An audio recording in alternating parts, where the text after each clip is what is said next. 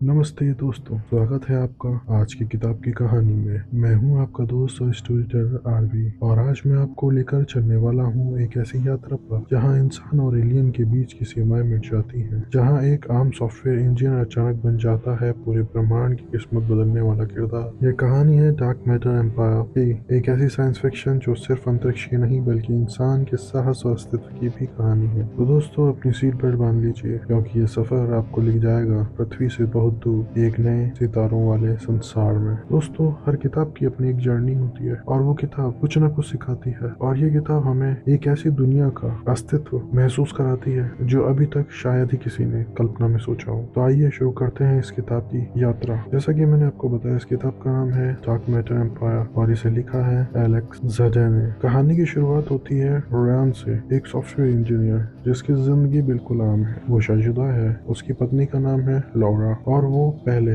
Military aircraft system पर काम कर चुका है। उसका एक साथी है माइक, जिसके साथ वो उन्नत विमान प्रणाली बनाता था। लेकिन एक दिन जब वो काम से लौट रहा होता है, उसकी जिंदगी का पूरा कोड ही बदल जाता है। रयान को अचानक एक एलियन शिप अगवा कर ले जाता है। ना कोई चेतावनी, ना कोई मौका, बस एक पल में सब खत्म। रयान जब अपनी आंखें खोलता है, वो खुद को एक रहस्यमयी स्पेस के अंदर पाता है। वो सोचता है, क्या ये सपना है या सच्चाई? धीरे धीरे वो जहाज के कंप्यूटर सिस्टम से संपर्क करता है। यहाँ लेखक एलेक्स ने जिस तरह टेक्नोलॉजी और इमोशंस को मिलाया है, वो पढ़ने वालों को ऐसा एहसास देता है जैसे आप खुद उस जहाज में मौजूद हो। रेयान को पता चलता है कि उसे इस जहाज ने इसलिए पकड़ा है क्योंकि उसके पास एक रहस्यमय डिवाइस है, अल्ट्रॉन। यह डिवाइस सिर्फ तकनीकी नहीं बल्कि एक ऐसा रहस्य है जो पूरे ब्रह्मांड की दिशा बदल सकता है। अब रेयान पृथ्वी के सौरमंडल से बाहर बहुत आगे निकल चुका है। वो पहुंचता है एक नए तारामंडल में, ज़नलॉ सिस्टम, जहाँ की दुनिया, यहाँ के ग्रह और यहाँ की सभ्यताएं सब कुछ इंसान की कल्पना से परे है। लेकिन जितना सुंदर ये संसार दिखता है, उतना ही खतरनाक भी है। रयान के जहाज पर हमला होता है। एक और एलियन सेना उसके पीछे पड़ चुकी है।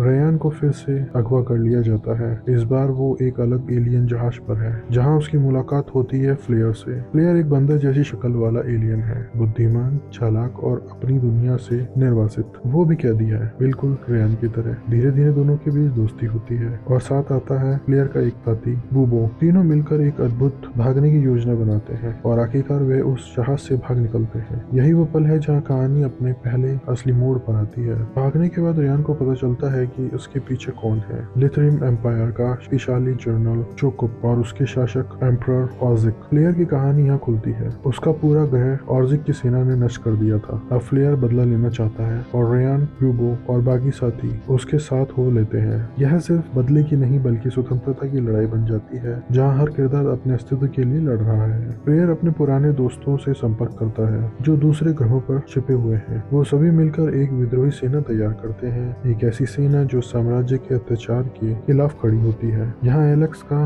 लेखन अपने चरम पर है। वो हर ग्रह, हर प्रजाति और हर युद्ध को इतनी बारीकी से बताते हैं कि पढ़ते हुए आपको महसूस होता है जैसे आप किसी अंतरिक्ष फिल्म का हिस्सा हो। रयान अब सिर्फ एक इंसान नहीं रहा, वो एक प्रतीक बन चुका है, आशा का और प्रतिरोध का। रयान और उसके साथियों की सेना एम्पायर ऑर्स की फौज से टकराती है। स्पेस में छिड़ती यह जंग बेहद रोमांचक है, जहाँ लेजर, चिप्स और बुद्धिमत्ता का अद्भुत संगम है। रयान को पता चलता है कि उसके पास जो रिंग है वही पृथ्वी की रक्षा की आखिरी उम्मीद है। वो अपनी पूरी ताकत लगाकर उस रिंग को बंद करने में कामयाब होता है, ताकि पृथ्वी पर कोई बाहरी खतरा ना पहुंच सके। लेकिन कहानी यहाँ खत्म नहीं होती है। रिंग बंद हो जाती है, लेकिन रयान और उसके साथियों के लिए लड़ाई बाकी है। अब उनके सामने एक नया मिशन है, एम्परर ऑरिक को खत्म करना। इसी दौरान उन्हें एक रहस्यमय संदेश मिलता है। वो संदेशदाता जिसने शुरुआत में रयान का अपहरण करवाया था, अब उससे मिलना चाहता है। यह वही बिंदु है जहाँ किताब खत्म होती है और अगले भाग के लिए मंच तैयार होता है। डार्क मैटर एम्पायर सिर्फ एक साइंस फिक्शन नहीं है, बल्कि ये मानव स्वभाव, साहस और तकनीक के मेल की कहानी है। लेखक एलेक्स ज़ाडे ने हर दृश्य को इतनी सच्चाई से लिखा है कि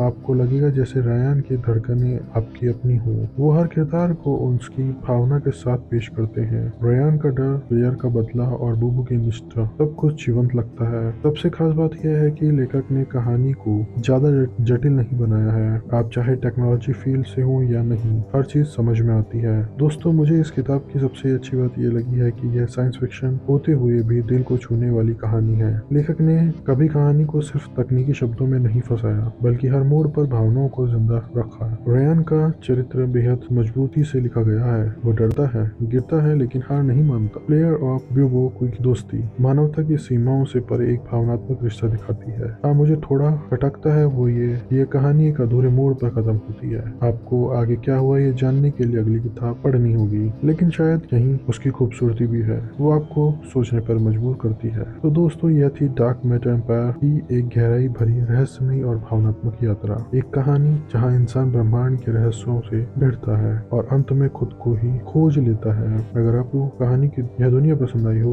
तो इस कमेंट में बताइए। अगर आपको मौका मिले तो क्या आप एक एलियन जहाज पर सफर करना चाहेंगे? अंत में आज की कहानी से जुड़ा एक विचार, कभी कभी इंसान सितारों तक नहीं पहुंचता, सितारे ही उसे बुला लेते हैं। मिलते हैं अगली कहानी में जहां कल्पना की उड़ान और भी ऊंची होगी। आप सुन रहे थे एलेक्स सदा की किताब डार्क मैटर एम्पायर का रिव्यू समरी। तो दोस्तों, यह थी आज की पूरी कहानी किताब के बारे में। आपकी क्या राय है कमेंट में जरूर बताइए। अगर आपको कहानी पसंद आई हो तो इसे लाइक करें, शेयर करें और हमारे चैनल को सब्सक्राइब करना ना भूलें। बेल आइकन दबाइए ताकि आपको हमारे नए वीडियो की नोटिफिकेशन सबसे पहले मिले।